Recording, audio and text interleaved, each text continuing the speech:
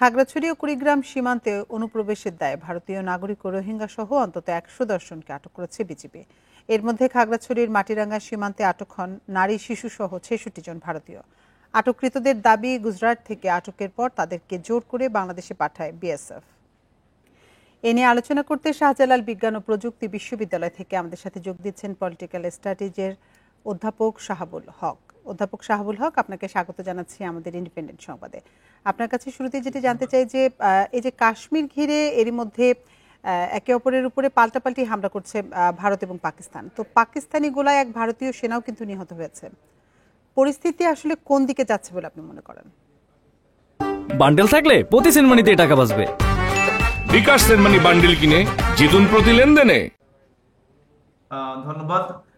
Actually Bharat এবং পাকিস্তানের মধ্যে বিরাজমান যে অবস্থা, তা নিয়ে আমি মনে করি যে শুধু দক্ষিণ এশিয়ায় না, গোটা পৃথিবী ব্যাপী এক ধরনের অনিশ্চিত, উদ্বেগজনক এবং একটি অস্থিতিশীল অবস্থা বিরাজ করছে। এবং সাম্প্রতিক বছরগুলোতে আমরা দেখেছি যে বিভিন্ন সময় ভারত এবং পাকিস্তানের মাঝে বিভিন্ন বিষয় নিয়ে, বিশেষ করে কাশ্মীর ইস্যু, সীমান্ত ইস্যু বা সন্ত্রাসবাদের পাল্টাপাল্টা অভিযোগে তাদের মাঝে উত্তেজনা দেখা দিয়েছে, আবার সেগুলো হ্রাস হয়েছে। তা আমরা আশাবাদী যে যে এখন যে অবস্থায় গিয়েছে বা যে অবস্থায় যাচ্ছে, এখান থেকে বড় ধরনের কোনো সংঘাত হতে পারে। আবার বাট সবচেয়ে ইতিবাচক যে বিষয়টা, সেটা হচ্ছে যে আমরা দেখলাম যে ডোনাল্ড ট্রাম্প থেকে শুরু করে সকলেই একে অপরকে বলছে, ভারত এবং পাকিস্তানকে বলছেন যে সংযমের পরিচয় দিতে, যাতে যুদ্ধ না বাঁধে বা আর যাতে সামনের দিকে বেশি করে না আগায়। এবং ইতিমধ্যে আমরা দেখলাম যে ইরানের উপপররাষ্ট্রমন্ত্রী আব্বাস আরগাচি, তিনি ইতিমধ্যে নয়াদিল্লিতে পৌঁছছেন এবং গত সপ্তাহে তিনি ইসলামাবাদে ছিলেন এবং তারা ঘোষণা করেছেন যে তারা উভয় দেশের মাঝে সমঝোতা চায় বা একটা সংলাপ চায়। এবং সর্বশেষ আমরা যেটা দেখলাম যে পাকিস্তানের যে শান্তিতে নোবেল বিজয়ী যে মালালা ইউসুফজাই, তিনিও বলেছেন যে আর সংঘাত নয়, উত্তেজনা কমান বা সুরক্ষা বাড়ান। এই যে বিষয়গুলো, এগুলো আমার কাছে মনে হচ্ছে যে ইতিবাচক, এবং এখান থেকেও আমার মনে হয় যে ফিরে আসা সম্ভব। আপনি শুরুতেই যেমনটি বলছিলেন যে ভারত পাকিস্তান সংঘাতের কারণে পুরো দক্ষিণ এশিয়া অস্থিতিশীল হওয়ার শঙ্কা রয়েছে। এক্ষেত্রে বাংলাদেশের অবস্থান কি হওয়া উচিত বলে আপনি মনে করেন? ধন্যবাদ। বাংলাদেশের আমি মনে করি যে এরকমের একটি যুদ্ধে কোনোভাবেই বাংলাদেশের কোনো পক্ষে অবস্থান নেওয়া উচিত নয়। বাংলাদেশের সম্পূর্ণ নিরপেক্ষ অবস্থানে থাকা উচিত।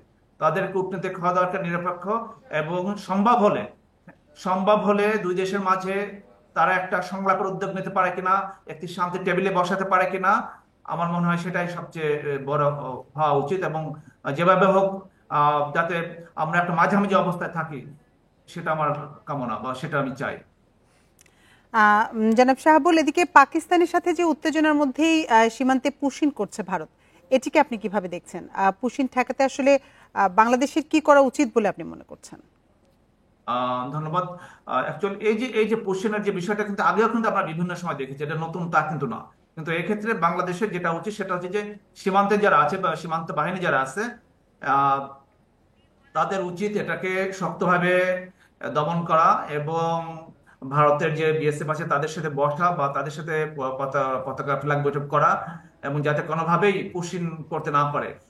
এই সময় আসলে ভারত একটা সুযোগ নিচ্ছে যে যারা অবৈধ অবৈধ ভাবে আছে সেখানে, এই মুহূর্তে এই উত্তেজনক পরিস্থিতির মধ্যে যদি বাংলাদেশে পুশিন করতে পারে, এই বিষয়গুলো ভারত করছে। তা আমার মনে হয় এক্ষেত্রে আমাদের ইতিমধ্যে যে পররাষ্ট্র নিরাপত্তা উপদেষ্টা ডক্টর খলিলুর রহমান, উনি কিন্তু এই বিষয়ে কথা বলেছেন যে তারা ভারতের সাথে কথা বলবেন, এবং ইতিমধ্যে দেখলাম যে একটা পতাকা বৈঠক হওয়ার সম্ভাবনা আছে। তা এক্ষেত্রে আমি মনে করি যে সীমান্ত রক্ষী বাহিনীদের তাদের সর্বোচ্চ সতর্কতামূলক ব্যবস্থা গ্রহণ করা উচিত, এবং রাষ্ট্রীয়ভাবে এটি প্রতিবাদ জানানো উচিত, এবং দুই দেশে এটা নিয়ে আলোচনা হতে পারে। এভাবে আমি মনে করি যে পুশিন থামানো সম্ভব।